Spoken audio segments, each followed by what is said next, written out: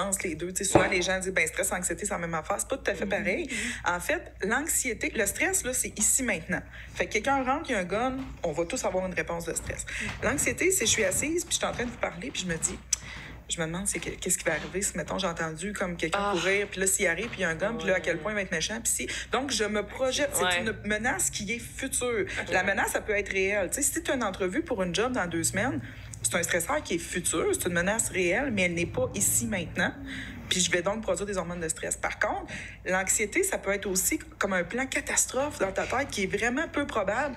Mais là, tu te dis, oh mon Dieu Seigneur, qu'est-ce qui va arriver si, je sais pas, moi, je la pogne, puis là, je l'ai donné à ma grand-mère, puis là, toute la famille meurt. Puis là, tu sais, ça grossit, ça grossit. Mais le cerveau, lui, là, fait pas de différence. Fait que tu sois devant la menace ou que tu sois en train de l'imaginer, même si c'est complètement farfelu, il produit des hormones. Fait que le mécanisme physiologique est très similaire, mais le déclencheur, c'est beaucoup au niveau de la temporalité que ça va différer, dans le fond. Avec les résultats qu'on montre, parce qu'il y a des signes physiques qui sont super faciles à associer au stress. T'sais. Fait que si je respire vite, j'ai la patate qui me pompe, j'ai main moite, je suis rouge, t'es comme, je pense que je suis stressée. C'est comme, tu sais, c'est évident. Donc, ce qu'il faut savoir, c'est que le stress, Justine, tu l'as bien dit, dans le fond, quand on est stressé, notre corps réagit pareil comme si on était en train de mourir. T'sais. Fait que j'ai un mammouth d'en face, j'ai un loup devant moi, j'ai un ours, fait qu'il faut que je fasse de quoi. Alors, la réaction normale, c'est de produire des hormones. Fait qu'il y a l'adrénaline qui va être produite par nos glandes surrénales. Ça, c'est quasiment instantané. Là. Donc, on va sentir, par exemple, si tu manques de faire un accident de voiture, on va sentir le cœur accéléré, là, tout ce que je vous ai nommé tout à l'heure. Fait que ça, c'est les manifestations de l'adrénaline que les gens, habituellement, sont quand même capables de cibler. Ils sont quand même capables de dire, je pense que je suis stressée. Fait que, tu sais, on sue, on a chaud, on est rouge, le cœur bat, les tremblements, etc.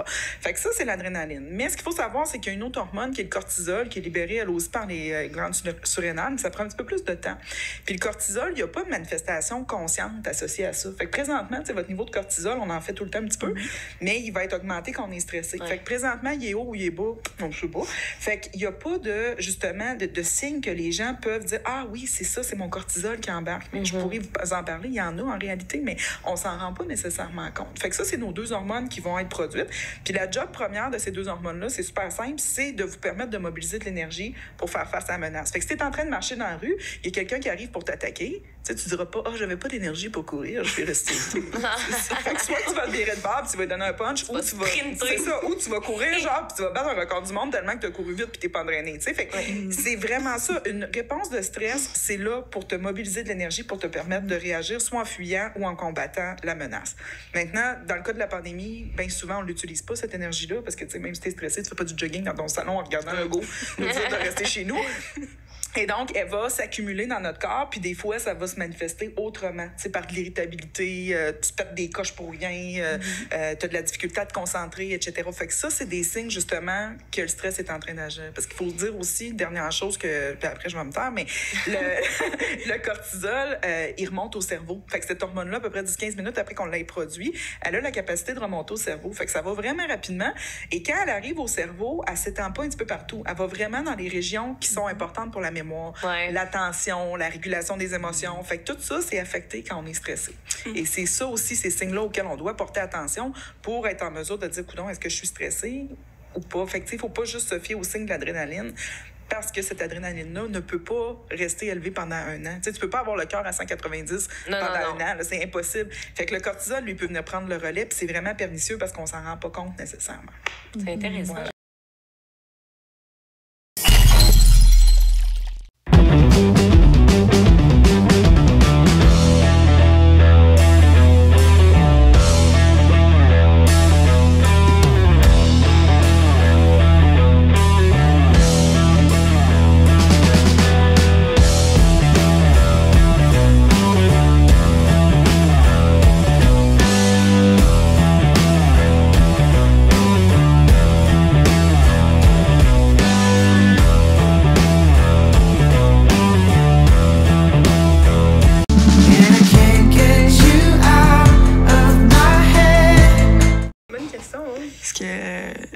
Puis on en a eu aussi d'autres témoignages comme ça qui disaient, tu sais, tout est à 2 mètres de distance. Comment est-ce qu'on va gérer comme... À revenir à 1,5 et à 1,5. Ouais. Mais tu sais, t'as dit graduel, puis je pense que c'est ça le mot-clé, là, parce que, tu sais, la peur, ça se crée vraiment rapidement.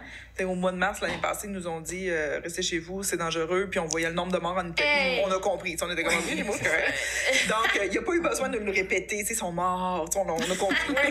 Donc, mais ce qui arrive, par exemple, c'est que désapprendre la peur, fait apprendre à gérer cette peur-là, c'est comme un mécanisme qui prend beaucoup plus de temps. Fait que la peur, c'est comme un one-shot deal, puis ben, ça peut être un one-shot deal, mais de désapprendre, c'est long. Et il faut donc s'exposer de façon graduelle, en fait. Fait que tu pourras pas, comme la première journée, qui disent OK, c'est beau, vous êtes vacciné, on se ramassera pas au Centre Bell plein à craquer, puis on dit ouais, c'est le fun.